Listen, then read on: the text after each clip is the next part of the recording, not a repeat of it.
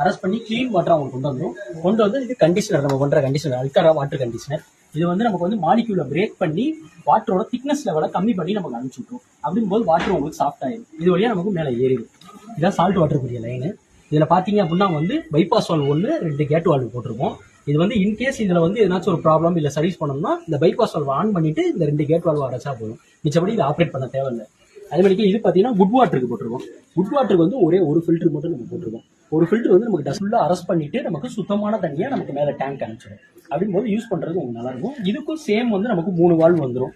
2 gate valve, ஒரு bypass valve வந்துடும். இந்த இன்றைக்கி நம்ம வந்து திருச்சி கேகே நகரில் வந்து டோட்டல் ஹோம் சொல்யூஷன் மாட்டி கொடுத்துருக்கோம் 48,500 ரூபாய்க்கு. ஸோ நம்ம வந்து ஸ்பாட்டில் வந்து டெமோ காமிச்சோம்.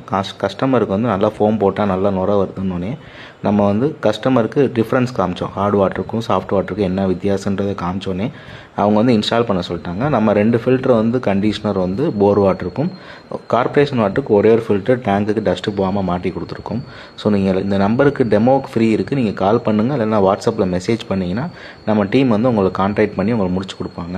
ஸோ நீங்கள் நம்ம இதில் கரண்ட்டு கெமிக்கல் வேஸ்டேஜ் எதுவுமே கிடையாது. தேங்க்யூ.